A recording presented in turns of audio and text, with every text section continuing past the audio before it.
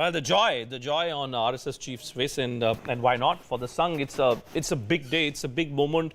We're just trying to understand the legalities which are associated with this case, but make no mistake about this. This is a case which has immense potential to play out politically.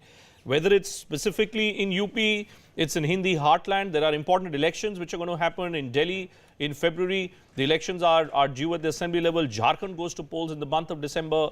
Bihar goes to polls by the end of next year. How will all this play out politically is something that we need to wait and watch out for as well. All very well for all political parties, for all the stakeholders to be asking for calm, peace. But when it comes to political speech making, when it comes to political brownie points being scored, then how will this story play out is something that we need to wait and watch out for. But I just want to stay with Utkarsh just for a moment. Rajiv Pandey with us as well. Utkarsh, specifically on the point, the 5-acre question I think has been addressed by the Supreme Court that the centre has to find land within Ayodhya itself. But this trust which is to be created, is there any clarification as to how this trust will be created? Who all will be a part of this trust? Bhupen, there is already a law under which that land, 67 acres of land stand under the control of the central government. That has been acquired. Under the same act, that trust has to be now formed. Now, there will be a scheme under the act under which the 67 acre of land was acquired by the central government, which includes this 2.7 acre of the disputed land.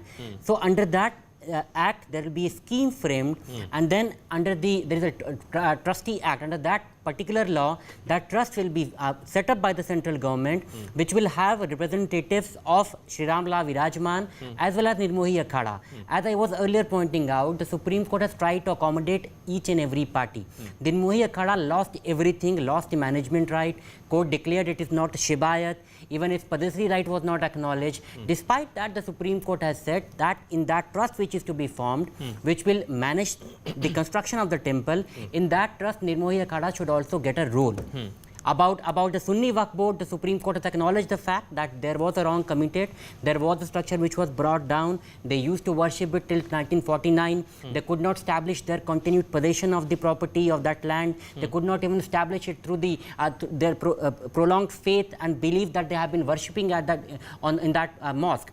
So, despite all that, the Supreme Court goes on to say that let there be a compensation, let there be something to be done within the confines of the law, so that they should also not feel vanquished. I'm also not clear about one part. Well, this copy of the judgment that you flagged off, Utkarsh, I'm looking at one line, one statement, specifically in the context of the inner courtyard and the Muslims not giving enough evidence to show or to prove their case about the inner courtyard. It says the Muslims have offered no evidence to indicate that they were in exclusive possession of the inner structure prior to 1857, since the date of construction of this mosque in the 16th century. Or I'll come to you. Baba Ramdev now is speaking now. Let's